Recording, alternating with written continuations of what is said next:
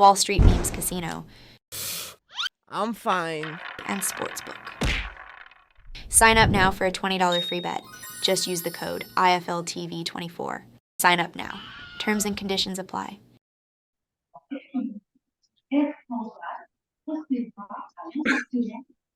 This is KUGAN CASSIUS for IFL TV. Delighted to be joined by Gareth A.Davies, who looks like he's in the airport in Quebec, I'm assuming, Gareth? No, I've already come from Quebec to Montreal, and I've got an 8-hour layover. Oh, wow. 8 hours? So I've just been catching up with all my admin for the last 3 hours. Having had a massive tequila party at the end of Beterbiev and Smith. I'm even going to have a sneaky little vape in the airport here. Careful, Gareth. Let's jump straight to it, Gareth. A very destructive performance from Artur Beterbiev yesterday. We know how much balls Callum Smith has got, and it wasn't to be his night, but Beterbiev was very special last night. He was. I think it was one of his great performances. Apart from Gvozdyk, that was a tough fight for him. As obviously Yard was a year ago. He was so dominant last night. He was defensively brilliant. He never allowed Callum to settle. He was straight in his space at the beginning of the fight. And you could arguably give Callum the second. I didn't in the end, but you could give him the sixth. But other than that, he dominated, broke him down. And I'm glad they stopped him when they did in the seventh, because I think he was very hurt and he would have got even more hurt. I think it was the right stoppage. I'm glad Buddy McGirt put a foot into the ring, which he did, because referee Michael was going to let it go on, I think. Excuse me. But this Beterbiev is a very, very special character. He's almost not human in there. He's that very aggressive, counter-punching, clever, changing pattern technician and destroyer. 20 fights, 20 stoppages. It's incredible, really. Yeah, I think he's currently the only world champion with 100% knockout ratio to his fights. Yeah, you go back to Buddy McGirt there, obviously assess the situation there and kind of, intervene there. We could kind of see what was happening, but obviously, it was a good move by Buddy there. No question about it. I mean, the whole Smith tribe were out, and I'm sure they would have. This is up with Gareth Davies. Yeah. Yes, KUGAN CASSIUS. Your phone died. It's fine. Gareth, just coming back to Buddy McGirt there, you were talking about. Yeah, well, it was the right thing for him to do to stop the fight. I mean, he got horribly hurt. When Artur Beterbiev senses the killing time, as Chris Eubank used to call it, Senior used to call it, he really goes for it. He's a very spiteful puncher and a great finisher, and I think Callum was truly hurting there. And I mean, I spoke to Liam after the fight, and I spoke to one of his cornermen, one of his cutsmen today in the airport, and he was devastated last night. But he was only devastated at the manner of the performance from himself. But you have to admit it, this guy Beterbiev looks on a different level.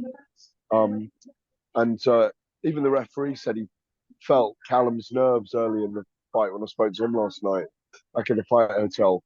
And I thought Callum Beterbiev stepped into the space really early on and put him under pressure straight away. Callum was game the whole time. He's very valiant. But he, making friends everywhere, of course. They wanted to know what was on, and they're new fans of IFL TV. French Canadians, they love IFL TV, by the way. Nice to hear. So look, there's no shame in this performance, and I think he had to fight in a different way. They were very honest about it. They were going to try and make it a 6 or 7 round fight, and he was going to look for the counter left hook. He was looking for it from early on. He gave it back to Beterbiev. As Callum said, he wasn't really hurt during the fight. was only at the end when he was caught. But I think he systematically broke him down. And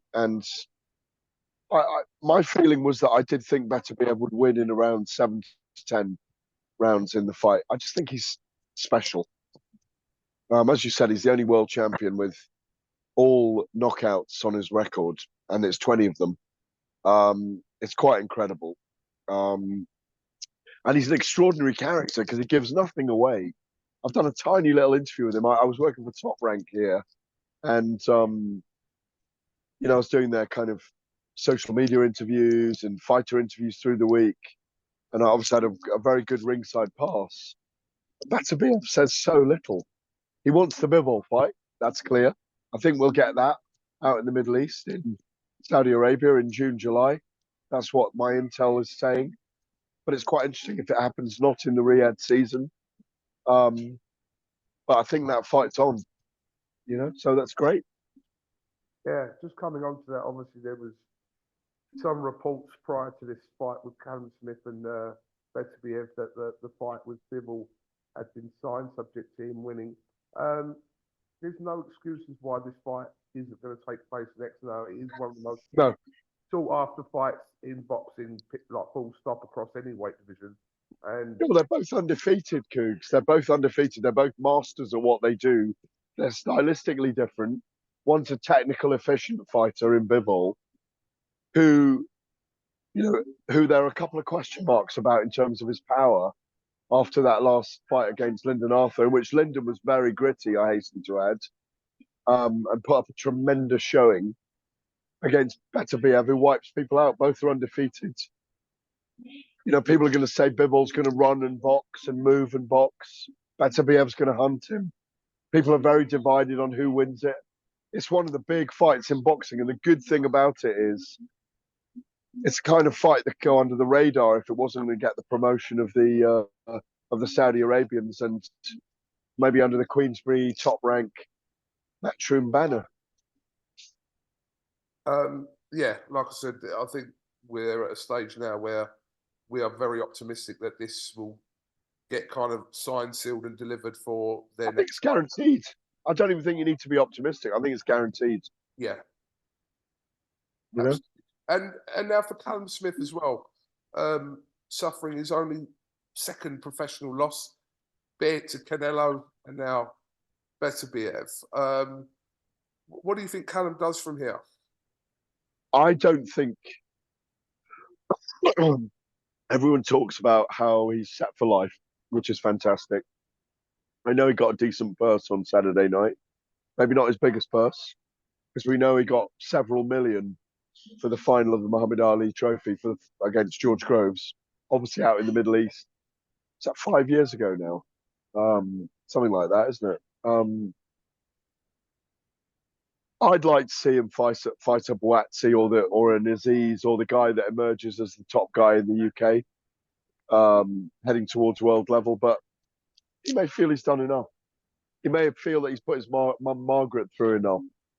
Because with Stephen, Paul, Liam, and Callum, their poor mum has been washing kit for 20 years and going through agony and nerves for, I want to say 20 years as well. But he doesn't need to prove anything. He's been in against Beterbiev, who may be considered at the very top pound for pound if he beats Bivol, and ditto with Canelo. And there's no shame in his career. I mean, he will be very, very crestfallen today and very devastated. They were all out here, the whole clan. It was great to be around them all week. They're a tremendous family. They're a credit to British boxing and world boxing.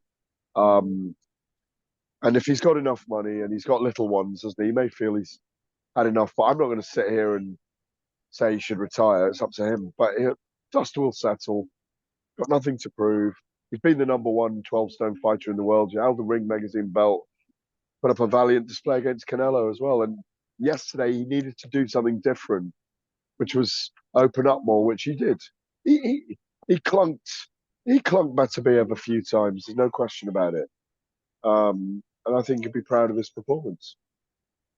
There's still a lot of big fights that Callum could be involved in. It depends on where he wants to go. We know there's a lot of I'm not going to say at domestic level because they're past that, obviously, but there are a lot of They're world level fights. A Boatsy fight is world level. yeah, of course. So there's a lot of fighters, as in from the UK, that we could match up easily with a lot of those, including Callum Smith.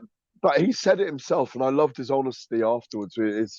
It depends whether he feels that he can get motivated for that kind of fight. I mean, we'd like to see it. I'd love to see him in against Boatsy. I think it's a great fight. I think it's a terrific fight, stylistically. But after what he's done, does he really need it? Does he really want it? Does he really want to put himself through a camp? If he does, then great. Or if he wants to fight Dan Aziz, if Aziz beats Boatsy, I favour Boatsy in that fight. Obviously, it's just 2 weeks away. I just think Boatsy's got enough to pip that.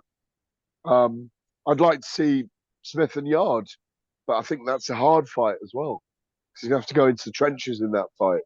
It's whether he wants it anymore. Been around a long time. I think he's the youngest of the four, isn't he? He's been around a long time, you know, the great boxing brothers from Liverpool. And it's a difficult time in that moment when the soul has been diminished for a moment, when it needs to replenish itself and grow again. Because, like I said, you know, Liam was down in the bar afterwards having a little, you know, pre-nightcap or a nightcap before he went to bed. And he said, I'd asked him if he was okay. He said he's fine. Physically, he's fine. He's just devastated mentally, just upset with himself. That feeling, as you know from yourself, from speaking to fighters after they've suffered a loss in a big fight, takes a while to grieve it almost, you know? So it'll take time for him to make his decision on it, I think. Yeah, I think a little bit of time out for Callum to reflect and, like I said, whatever he decides to do, I'm sure not that it's anyone's business to determine what Callum Smith does, but I'm sure he'll make whatever decision moving forward in his career. And like I said, there's still a lot of exciting fights he could be. Yeah, there are a lot of exciting fights left for him. I'll tell you what I want to say, though. The French Canadians love a scrap. It's a great atmosphere in there, about 12,000 in there last night. Kind of, the arena Videotron is a bit like Centre Videotron. It's a bit like the O2 Arena. It's 3-tiered banks. They like a little drink as well. We had a few tequilas last night, I'll be honest. And Maloney was brilliant against Sanchez.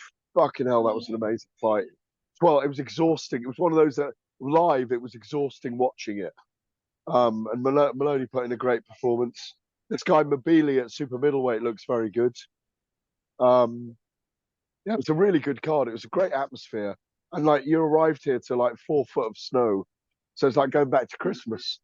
Quite interesting, really. But no, it was Eye of the Tiger Promotions with Top Rank did a great job on it, to be honest, Cougs.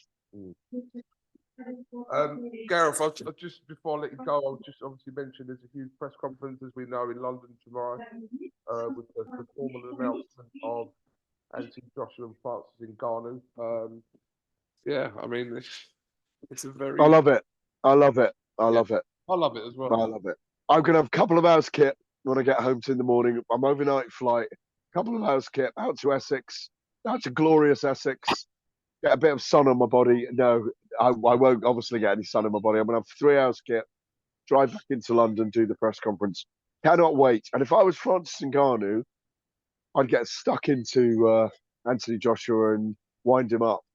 He won't, but they'll probably barely say a word. But very intriguing. All right, Gareth, listen, enjoy your layover. This is one of the most long layovers I've ever heard of. 8 hours.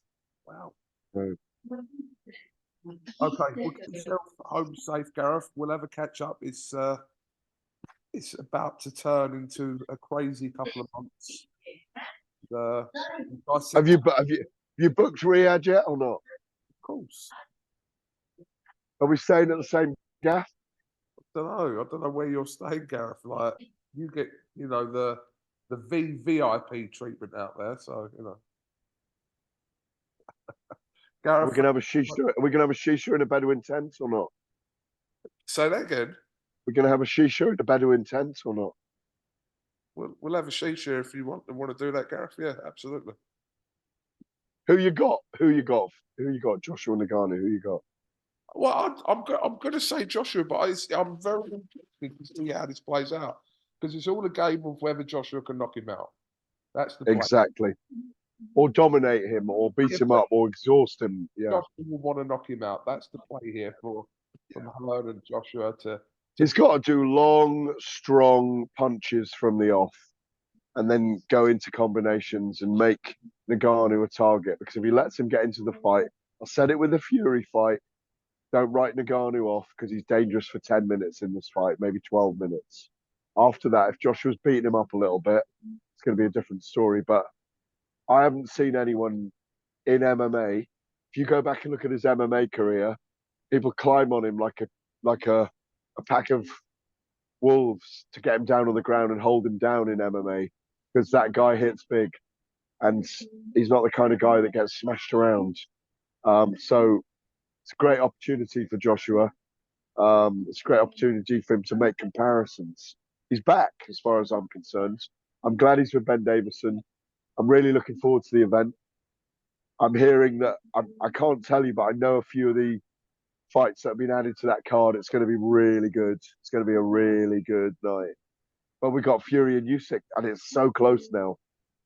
You know, it's so close, and I've been talking to Bob Arum about it, and I've been talking to Don Majeski about it. I've been talking to historians of the sport about it.